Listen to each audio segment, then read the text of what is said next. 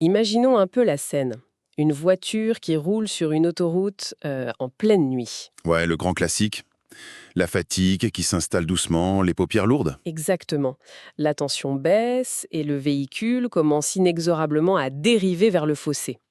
Et là, Mhm. ce n'est pas un système informatique ultra intrusif qui prend le contrôle du volant pour forcer la trajectoire. Non, c'est juste le bruit soudain, la grosse vibration des bandes rugueuses sous les pneus, quoi. Voilà, c'est ça. Un choc purement acoustique et physique. Le conducteur sursaute, il réalise par lui-même son égarement et il corrige la trajectoire de ses propres mains. C'est une excellente image. Et l'idée de notre analyse du jour, c'est de se demander, et si l'on appliquait exactement cette même logique, non pas à une voiture, mais à la neurologie humaine? Pour sortir quelqu'un d'un état d'épuisement profond, Tout à fait. C'est vraiment la mission de notre exploration en profondeur aujourd'hui. Comprendre pourquoi notre cerveau se retrouve parfois bloqué et comment le relancer. et les sources qu'on va décortiquer proposent une solution qui a l'air de sortir d'un film de science-fiction, en fait. Carrément. On s'appuie sur des extraits d'une vidéo YouTube d'une chaîne spécialisée en naturopathie qui discute avec une experte en neurofeedback. Et on a aussi des notes cliniques très pointues sur la résilience émotionnelle et la fameuse fenêtre de tolérance. Des documents vraiment riches, ouais. Mais bon, soyons honnêtes une seconde.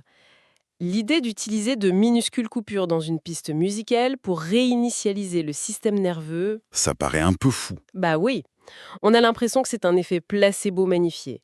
Comment écouter de la musique avec des sauts de piste pourrait guérir l'anxiété chronique? C'est une réaction de sceptisme tout à fait saine, et c'est précisément ce qui rend les données de nos sources si captivantes.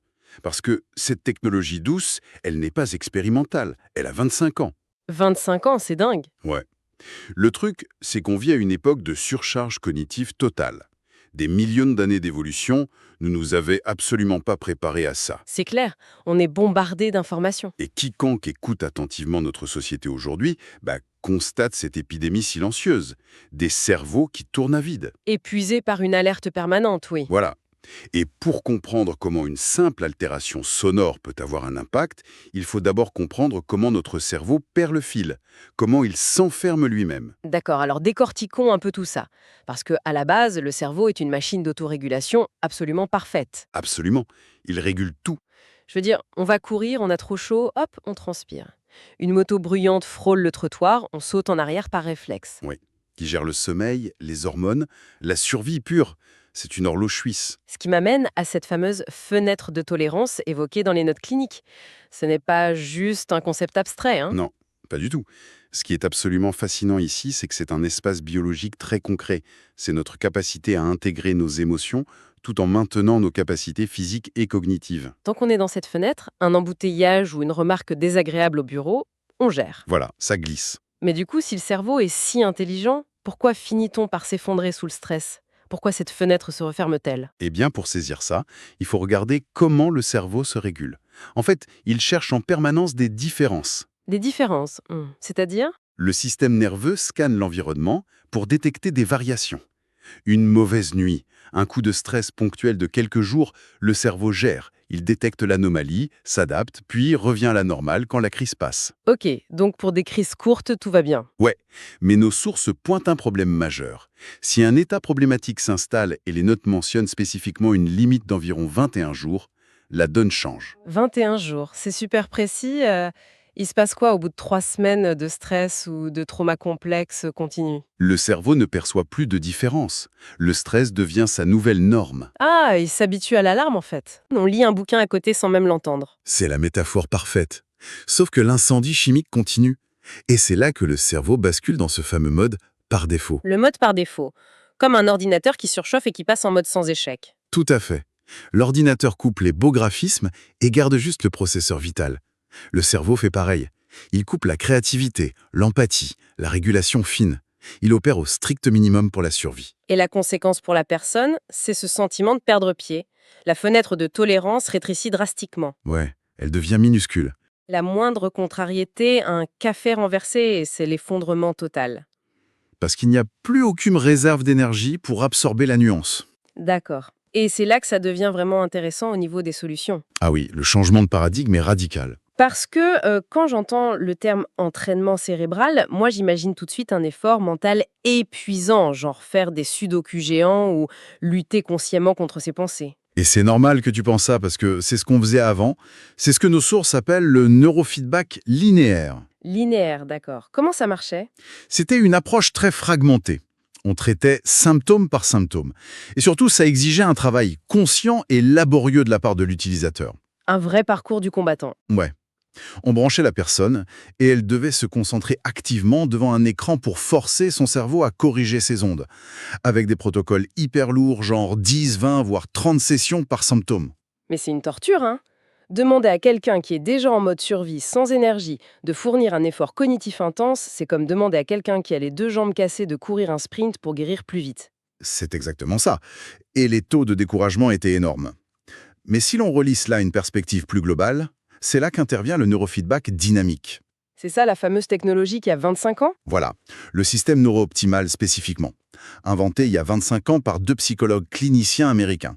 Et c'est arrivé en France il y a environ 20 ans. Et quelle est l'idée de génie de ce système dynamique par rapport à l'ancien? L'idée de génie, c'est d'abandonner l'effort conscient. Totalement. Attends, vraiment zéro effort. Zéro. On ne cible plus de symptômes précis. On laisse le cerveau retrouver tout seul son équilibre général. Parce que sa nature profonde, c'est l'harmonie. Il tend vers ça naturellement, si on l'aide un peu. Alors, qu'est-ce que tout cela signifie au fond? Je veux bien que ce soit sans effort, mais concrètement, sur le plan matériel, comment ça marche?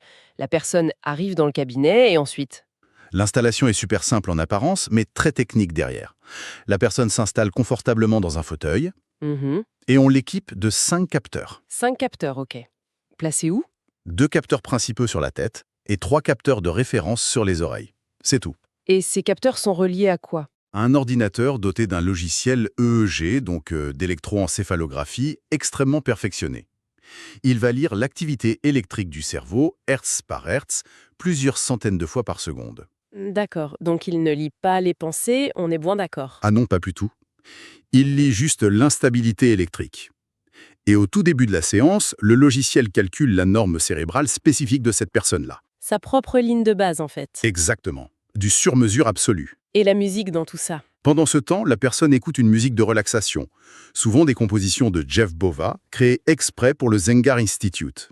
Très bien, donc je suis dans un fauteuil, j'ai les capteurs, j'écoute Jeff Bova. Où est la magie? La magie, c'est l'analogie de tes bandes rugueuses du Nébu. Le logiciel surveille ton cerveau. Quand l'activité électrique commence à s'écarter de sa propre norme, qu'elle part dans une turbulence, La voiture qui dérive? voilà, à la milliseconde précise de cette dérive, le logiciel crée une très brève coupure dans le son de la musique. Un micro-silence. C'est ça les bandes rugueuses acoustiques? Exactement. Et nos notes cliniques insistent lourdement là-dessus. Ce n'est absolument pas une stimulation neuronale forcée. Pas de courant envoyé, pas de magnétisme. Rien. C'est zéro invasif. C'est juste une information. Le son se coupe, le cerveau est surpris. Il sursaute métaphoriquement. Il suspend son schéma toxique pour analyser ce silence. Et dans cette fraction de seconde, il réalise qu'il s'égare. Ouais, il se voit fonctionner. C'est un véritable miroir sonore. Et comme il est intelligent, il revient de lui-même sur la bonne voie. C'est brillant. Le silence agit comme un déclencheur de conscience. Tout à fait. Et ça nous amène à une question fondamentale. Pourquoi est-ce si vital pour tous ceux qui se sentent bloqués aujourd'hui? Ah bah oui. Parce que dans les sources, et notamment la vidéo de naturopathie, on parle de gens qui ont tout essayé. Ouais, les MDR, l'hypnose, des changements drastiques d'hygiène de lit. Et malgré toutes ces thérapies incroyables, leur cerveau refuse toujours de redémarrer. Il y a un découragement énorme. Pourquoi cette musique hachée réussit là où le reste stagne? Cela soulève d'ailleurs une question fondamentale sur les traumas complexes. Un système nerveux en mode par défaut est épuisé. Il n'a littéralement plus l'énergie de travailler sur lui-même de manière active. C'est le problème de la batterie vide. Voilà. Le MDR ou l'hypnose demande au cerveau de traiter des informations. Mais ici, on lui demande rien. On lui fournit simplement l'information exacte de son état via la coupure de son. C'est la petite pièce du puzzle qui lui manquait, en fait. Exactement. Et quand il reçoit cette pièce, sans avoir eu à fournir d'efforts, la réaction biologique est un alléluia métaphorique. Un alléluia neurologique, j'adore l'expression. Le brouillard se lève enfin. Ouais. Mais attention, je dois apporter une nuance sonnette tirée des notes. Oui, on ne veut pas vendre une potion magique instantanée à notre auditoire. C'est ça. Certains ont un effet waouh dès la première séance, une grande clarté, un super sommeil. Mais pour d'autres, surtout avec des traumas lourds, il faudra plus de temps. C'est logique. Des années de rigidité neuronale ne se dissolvent pas en 30 minutes de musique. Voilà. C'est un réapprentissage progressif. Mais le but final, c'est magnifique. Rejoint les approches spirituelles. C'est retrouver la paix et l'harmonie par notre propre intelligence intrinsèque. Sans se battre contre soi-même. Exactement. Bon, essayons de faire une synthèse finale de ce voyage conceptuel. C'est quand même dense. Je t'écoute. Au départ, nous sommes face à un cerveau submergé par le stress constant. Il finit par fonctionner à minima, coincé dans ce fameux mode par défaut, avec une fenêtre de tolérance réduite à la taille d'une aiguille. Très bien résumé. Et au lieu de le forcer avec des efforts conscients épuisants, cette méthode dynamique, vieille de 25 ans, utilise la douceur. Une approche non invasive. 5 petits capteurs et de la musique. Voilà. Et elle se contente de lui tendre un miroir acoustique via ses micro-coupures de son. Et c'est grâce à cette information et non par la force brutale que le cerveau s'autorégule de lui-même. C'est la victoire de l'information sur l'effort. C'est exactement ça. Et si tu me permets de terminer, sur une pensée un peu provocatrice pour quiconque écoute aujourd'hui, Je t'en prie, vas-y. si notre cerveau, cet organe si complexe, possède cette capacité incroyable de s'auto-réparer et de retrouver l'harmonie simplement lorsqu'on lui renvoie une information précise sur son propre état, sans aucune intervention extérieure forcée. Mhm. Quelles autres capacités naturelles d'auto-guérison de notre corps sommeillent en ce moment même, attendant simplement qu'on leur tende le bon miroir? Oh, waouh! C'est vertigineux de penser ça. Ça ouvre des portes fascinantes sur la médecine de demain. N'est-ce pas? La biologie a une sagesse qu'on sous-estime constamment. Eh bien, ce sera le mot de la fin. Merci énormément d'avoir partagé tes lumières avec nous aujourd'hui. C'était une analyse vraiment passionnante. Avec grand plaisir, merci à toi. Et à notre auditoire, prenez un moment pour observer la taille de votre propre fenêtre de tolérance aujourd'hui. Prenez soin de votre système nerveux et surtout, restez curieux.